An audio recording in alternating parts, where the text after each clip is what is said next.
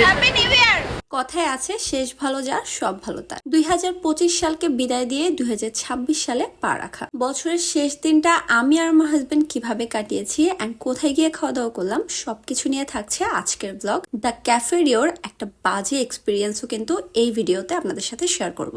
চলেন ব্লগটা শুরু করা যাক। আমরা আগে থেকেই প্ল্যান করে রেখেছিলাম যে আমরা 31st নাইটে একটা বাফেটে ডিনার করব। আর বুফে রেস্টুরেন্টে খেতে যাওয়ার এক্সপিরিয়েন্স আমার অনেক আছে, খারাপ এক্সপিরিয়েন্সও আছে, ভালো এক্সপিরিয়েন্সও আছে। আর আমরা সবসময় বাফেট ট্রাই করার জন্য ধানমন্ডিতেই যাই, কারণ এটা আমাদের বাসা থেকে একটু কাছে হয়। দ্য ক্যাফেরিওতে আমার কখনোই যাওয়া হয়নি, তো চিন্তা করলাম যে এবার দ্য ক্যাফেরিওতে যাওয়া যাক। তবে বুফেতে যাওয়ার আগে আমি অনেক ঘাটাঘাটি করি ইউটিউবে। আর আমি ইউটিউবে কখনোই বড় ব্লগারদের ভিডিও দেখি না, কারণ আমার কেন জানি মনে হয় যে তারা যেটা দেখাচ্ছে অ্যাকচুয়ালি বাস্তবে গিয়ে সেটা পাওয়া যায় না। এই জন্য আমি যারা ছোট ইউটিউবার আছে আমি তাদের ভিডিও দেখি। তবে আমার মনে হয়েছিল দ্য ক্যাফেরিওর এক্সপিরিয়েন্স খুব একটা ভালো হবে না, কারণ অনেকে এটা সম্পর্কে বাজে রিভিউ দিচ্ছিল। আমি তাদের পোস্টের কমেন্টে গিয়েও দেখছিলাম যে খুব একটা ভালো রিভিউ কেউ দিচ্ছিল না। তারপর আমার মনে হলো লোকের কথায় কান দিয়ে কি হবে, আমি বাস্তবে গিয়ে এটার এক্সপিরিয়েন্সটা নিজেও নেই অ্যান্ড আপনাদের সাথেও শেয়ার করা যাবে। তো যেটা হলো, আমরা দ্য ক্যাফেরিওতে দুজনে মিলেই চলে আসলাম, আমি আর আমার হাজব্যান্ড। আমি এসেই শুরুতে যেটা করলাম যে এখানে যে সালাদ আইটেম গুলো তারা দেখলাম সার্ভ করে দিয়েছে। আমি ভাবলাম যে এই সালাদ আইটেম গুলো ভিডিও করে নেই। তো যাই হোক, আমি সালাদ আইটেম গুলো আপনাদেরকে দেখাচ্ছি। এই দেখেন, অনেক ভ্যারাইটি আইটেম ছিল সালাদের। তবে টেস্টের কথা যদি বলি সেটা একটু পরেই আপনারা জানতে পারবেন। যাই হোক, দেখতে অনেক লোভনীয় লাগছিল। আর এখানে ছিল প্লেন পোলাও। আমি আসলে সবকিছুর নাম বলতে পারবো না। এখানে ডালের একটা আইটেম ছিল, এখানে সর্টেড ভেজিটেবল, আর হচ্ছে যাই হোক, আইটেম গুলোর নাম বলতে গেলে আমার আসলে অনেক লেট হয়ে যাবে মনে করে করে বলতে গেলে। তো আইটেম গুলো আপনারা জাস্ট দেখে নেন। ভুনা খিচুড়ি, এখানে চিকেনেরই বেশি আইটেম। এটা রোস্ট, চিকেনের একটা রোস্টের আইটেম ছিল। এখানে ডাল গোস্ট যেটা বলে মেবি, এটা ছিল। এখানে ছিল কলিজা আলু দিয়ে করা। কলিজার পরিবর্তে ফ্যাপসাই বেশি ছিল।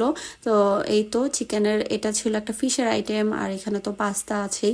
তার সাথে এখানে ছিল মুরগির আরেকটা আইটেম, এইটা মেবি চিকেন সিজলিং বলে। তারপর ডেজার্ট আইটেম ছিল, এখানে কেক ছিল, আরো অনেক ভ্যারাইটি ডেজার্ট আইটেম ছিল। সবগুলোর নাম আমি বলতে পারবো না এখন, আপনারা এক ঝলকে একটু দেখে নেন। এখানে একটা হোল কেক ছিল, হোল কেক তারা পরবর্তীতে আরো 2টা দিয়েছে। আমি তখনও জানতাম না যে তাদের ভিডিও করাতে অ্যালার্জি, মানে তাদের অসংখ্য ভিডিও ইউটিউবে আছে, বাট তাদের এখানে এসে যখন আমি ভিডিও করছিলাম তারা বারবার বাধা দিচ্ছিল। অ্যান্ড তারা যেটা বলছিল, মানে সিকিউরিটি গার্ডের মতো তারা হচ্ছে পাহারা দিচ্ছিল যেন তাদের এখানে কেউ ভিডিও করতে না পারে। এটা আমি প্রথমে জানতাম না, পরে জেনেছি আর কি। এটা জানার পর আমি ভিডিও করা বন্ধ করে দিই। অ্যান্ড যখন 7টা বাজে ঠিক তখনই আমি ওইখানে ঢুকতে চাই, তখনও আমাকে বাধা দেওয়া হয়। শুধু যে আমাকেই বাধা দিচ্ছিল বিষয়টা এমন না, ওইখানে আরো কিছু লোক দাঁড়িয়ে ছিল যারা 7টা বাজার সাথে সাথে ওইখানে এন্ট্রি নিতে চাচ্ছিল, কিন্তু ওইখানে একজন সিকিউরিটি গার্ডের মতো ওইখানে দাঁড়িয়ে ছিল, হাত দিয়ে বাধা দিচ্ছিল যে এখানে এখনো ঢোকা যাবে না, আমাদের খাবার সার্ভ করা এখনো শেষ হয়নি, আমাদের খাবার সার্ভ করা শেষ হয়ে গেলে আপনারা সবাই ঢুকতে পারবেন।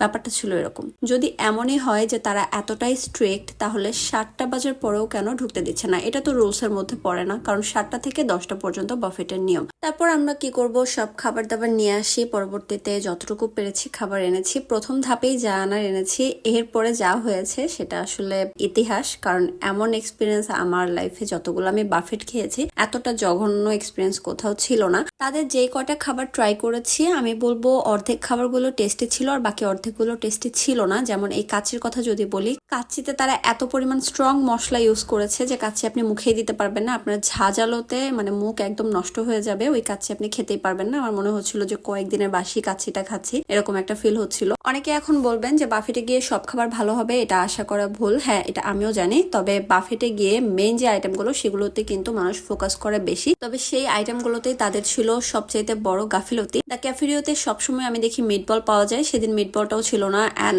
আমি বাফেটে যাই মূলত ক্র্যাব খাওয়ার জন্য, আনলিমিটেড বারবিকিউ ক্র্যাব, যেটা আমি ভিডিওতেও দেখে গিয়েছিলাম যে তাদের আছে। যাওয়ার পরে দেখলাম তাদের ক্র্যাবই নেই। অ্যান্ড মজার বিষয় হচ্ছে 9টা না বাজতে, মানে 8:45 যখন বাজে, তখন যখন আমি সি ফুড স্যুপ আনতে যাই, সি ফুড স্যুপের এই অবস্থা, মানে টোটাল খালি। আর এখানে ছিল তাদের লাইভ সেকশন, যেটা কিনা আমি 8:45 যখন আনতে যাই তখন গিয়ে দেখি ফুল শেষ।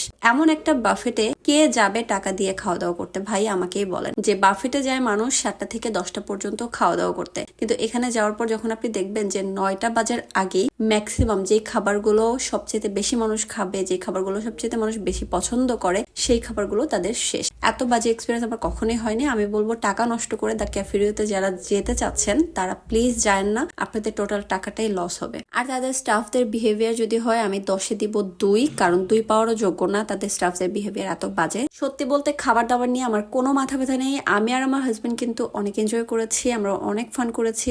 আপনাদের জন্যই আমি ভিডিওটা আসলে এইভাবে মেক করা, যাতে আপনারা সতর্ক হন, আপনাদের টাকাটা নষ্ট না হয়। That's it. আপনারা ভিডিওটা চাইলে শেয়ার করতে পারেন এন্ড অন্য কেউ এটা থেকে সতর্ক করতে পারেন, টাকা নষ্ট করে এই ধরনের বাজে বুফেতে যেন কেউ খেতে না যায়। আমরা চলে এসেছি আমাদের বাসার কাছাকাছি। এসে এই ফ্লাইওভারটাতে দাঁড়িয়ে দেখছিলাম যে আশেপাশে কোনো আতশবাজি ফুটছে কিনা। তখন আসলে 11:30 বেজেছিল, তো দেখলাম যে না, ফুটছে না। তারপর বাসায় আসলাম। বাসায় আসার পরে তো একদম চতুর্দিকে হচ্ছে মানে শব্দে একদম ভরপুর হয়ে যাচ্ছিল। আসলে দেখতেও ভালো লাগছিল, যদিও অনেক বাধা নিষেধ ছিল আইনি ভাবে, তারপরেও কিন্তু কে শোনে কার কথা। অনেক কিন্তু বাজে ফুটিয়েছে।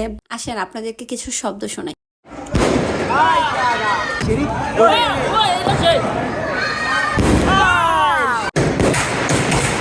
এই ছিল আমাদের 31st night and 31st নাইটের blog. কেমন লেগেছে অবশ্যই কমেন্টে জানাতে ভুলবেন না। অ্যান্ড ভালো লাগলে আমার পেজটা ফলো করে পেজের পাশেই থাকবেন। দেখা হয়ে যাবে নেক্সট একটা সুন্দর ব্লগ নিয়ে। ততক্ষণ পর্যন্ত সবাই ভালো থাকবেন। আল্লাহ হাফেজ।